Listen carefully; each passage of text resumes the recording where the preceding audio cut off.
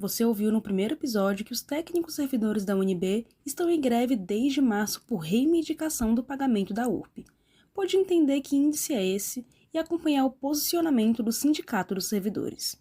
Mas afinal, como essa questão virou um impasse entre a universidade, o governo e a justiça? O que os órgãos públicos decidiram até aqui? E ainda, como tudo isso tem impactado a rotina da UNB? Eu sou Ludmila Rezende e no episódio de hoje a gente aprofunda essa história. Vamos ouvir a análise de um especialista em direito administrativo, explicar as decisões tomadas pelos órgãos do governo e entender o que está em jogo para todo mundo que faz parte da UNB. Tá começando mais um episódio do O que tá rolando? Podcast que te situa dos assuntos que envolvem a nossa universidade. Uma produção do campus multiplataforma da Faculdade de Comunicação da UNB. Série Curto, a luta pela segurança jurídica. Episódio 2, tá na lei ou não tá?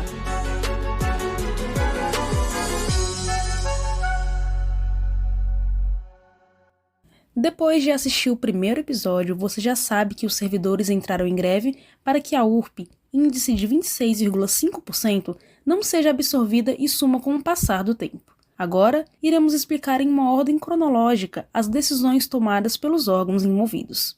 Para começar, em 2010, o Sintifub entrou com um mandado de segurança no STF, alegando que o Tribunal de Contas, o TCU, estava ameaçando o direito dos servidores da UNB de continuar recebendo o pagamento da URP. O TCU estaria então questionando a legalidade desse pagamento, e chegamos a mencionar isso no último episódio, inclusive. Em setembro de 2010, o STF deu uma liminar, ou seja, uma decisão provisória que garantia que os servidores continuassem a receber a URP enquanto o caso não fosse resolvido. A decisão foi para suspender qualquer tentativa de cortar ou reduzir o pagamento da URP. Em julho de 2011, o sindicato informou que a UNB havia divulgado uma circular com uma resposta à exigência do TCU, que queria que todos os servidores que recebiam a URP, sejam trabalhadores, aposentados ou pensionistas, enviassem uma defesa explicando o porquê o pagamento deveria continuar. Bom, até 2022, não havia entendimento consolidado se o índice deveria ser pago a toda a categoria ou apenas aos autores da ação. Foi então que, em novembro de 2024, a segunda turma do STF concedeu decisão favorável ao sindicato. A decisão se baseou nos princípios da segurança jurídica e da confiança legítima, considerando que o pagamento já perdura por mais de 30 anos. Essa sentença do STF foi transitada em julgada, e já a gente vai explicar o que significa esse termo.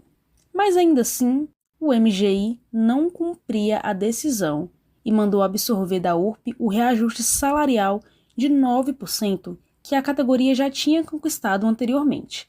A reitoria da UNB informou ao Conselho de Administração, o CAD, que não faria a absorção orientada pelo MGI.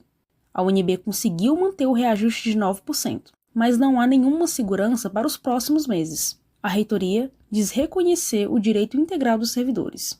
E o problema seria o MGI fazerem uma reinterpretação da decisão do STF. 4 meses após a decisão judicial não ser cumprida por parte do MGI, que não abriu o sistema permitindo que a UNB regularizasse o pagamento dos servidores, os técnicos entraram em greve, que, como já foi dito, se iniciou em março deste ano. E até o momento aguardam a decisão judicial.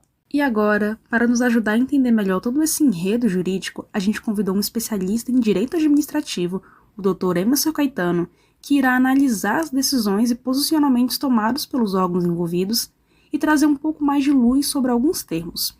Olá, doutor, seja muito bem-vindo. Para começar, poderia se apresentar para os nossos ouvintes? Meu nome é Emerson Caetano de Moura, conhecido como professor Emerson Caetano. Minha área de atuação é mais no direito administrativo e civil, na parte de registral também. Tenho 46 anos, sou bacharel em direito desde 2002. Doutor, para começar a nossa conversa, em termos jurídicos, o que significa uma decisão transitada em julgado, que vemos essa expressão aparecer no contexto das decisões da URP e, consequentemente, da greve? O que representa isso no caso da URP? Bom, a decisão transitada em julgado é aquela decisão contra a qual não cabe mais recurso. Ela se torna imodificável, a não ser em casos muito excepcionais onde cabe uma ação rescisória, que não é o caso aí da URP. Então, basicamente entrou-se com uma ação judicial, houve uma decisão de mérito resolvendo a questão e foram interpostos todos os recursos cabíveis. Quando já não há mais recurso a ser interposto ou se expirou o prazo para julgar o último recurso, aí eu considero essa decisão transitada em julgado. É a chamada decisão imutável ou definitiva do Poder Judiciário. O Supremo Tribunal Federal falou em segurança jurídica e confiança legítima para manter o pagamento da URP. Como esses princípios funcionam dentro do direito administrativo? O direito administrativo é o direito que rege as relações entre o Estado e os administrados, que são ou os particulares ou os seus servidores. Nessas relações jurídicas, a gente tem alguns princípios fundamentais que regem essa relação. O Estado representa o interesse da coletividade.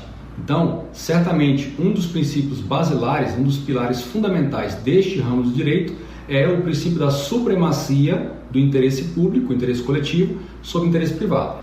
E um outro princípio é o da indisponibilidade do interesse público, ou seja, o agente público ele não pode fazer o que ele bem entender. Ele não pode perseguir ou deixar de pagar uma remuneração só porque ele não gosta da pessoa ou porque ele entende que não é conveniente, ele tem que cumprir a lei. Então, isso faz com que esses dois pilares também venham seguido de um outro princípio muito importante, que é o princípio da legalidade. A administração, seus agentes, só podem fazer o que a lei expressamente autoriza ou determina. E aí onde entra a questão da segurança jurídica e da proteção da confiança legítima. A segurança jurídica é um princípio ainda maior, que é o princípio de todas as relações sociais entre sujeitos dentro de um Estado de direito, um Estado democrático. Ou seja, eu tenho que fazer com que a aplicação das leis, as decisões administrativas, as decisões dos tribunais estabilizem as relações, que eu crie uma segurança de que o que foi decidido, o que foi legislado, o que foi definido hoje vai prevalecer, os indivíduos dessa sociedade devem se comportar confiando naquilo até que ou essa decisão seja desfeita ou que essa lei seja revogada e colocada uma outra no lugar, e ainda assim, quando você revoga a lei, ela não pode atingir o passado. Aí entra um outro princípio, que é o princípio de direito adquirido, da irretroatividade das leis. Bom, a segurança jurídica é a segurança de que, se os servidores, no caso lá da UNB, entraram no exercício do cargo e havia uma legislação que lhes garantia uma determinada gratificação ou remuneração, qual é a expectativa justa que eles têm? É a expectativa de que eles vão ter direito àquela gratificação, àquela remuneração. No caso lá em particular, era assim, olha, alguns técnicos, não todos, uma boa parte, ingressaram com ações judiciais para que o judiciário interpretasse a legislação vigente à época em que eles ingressaram e pelo tempo que eles estavam no cargo e ainda estão no cargo, se aplicaria ou não aquela vantagem, aquela gratificação específica, uma vantagem pecuniária. O judiciário como um todo, até chegar no Supremo, decidiu que sim, que aquelas pessoas naquela condição que entrou na justiça têm direito. Agora eu pergunto, se os meus colegas que ocupam o mesmo cargo, pelo mesmo período, submetido à mesma lei, recebeu do Estado brasileiro a garantia de que tem direito àquela gratificação, a proteção legítima da confiança é de que aqueles que não entraram com a ação também têm ou não têm direito. Se o judiciário falou, a administração, a UNB, tem de pagar a esses que entraram na justiça, ela também, por um princípio da confiança legítima, ela tem que se comportar do mesmo jeito e começar a pagar aqueles que também não entraram na justiça, porque eles estão na mesma situação jurídica e na mesma situação fática. Então, para eu manter a estabilidade com a segurança jurídica e preservar a proteção da confiança legítima, eu tenho que cumprir o que se determinou naquela decisão do Supremo. A decisão do STF, ela foi clara ao determinar a manutenção do pagamento do índice. A proposta de absorver esse valor nos reajustes futuros pode ser interpretada como um descumprimento da decisão? Tecnicamente, não é interpretado como um descumprimento direto, mas assim, se a gente for aplicar não só a legalidade, ou seja, se a gente for aplicar a lei, não tem uma lei vedando isto. O que eles estão querendo fazer? Então quer dizer que esses servidores, pela decisão do Supremo, têm direito legalmente a 26,05% de uma gratificação, de um acréscimo remuneratório. O que uma parte da administração, que é a administração que pensa nas condições financeiras para pagar, está dizendo? Então tudo bem, a gente vai pagar, mas eles não vão receber reajustes daqui para frente até o limite de 26,25%.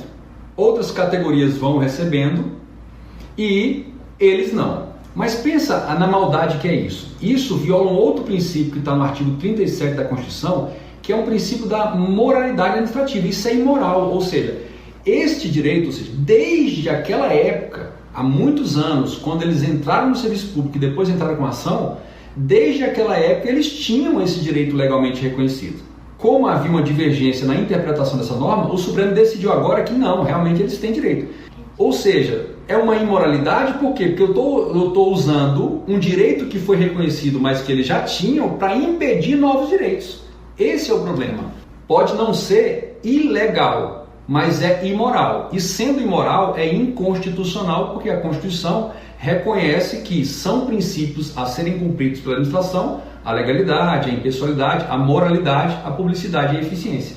Como deve agir uma universidade federal como a UNB numa situação dessas, onde um órgão toma uma decisão e o outro questiona a decisão que foi tomada?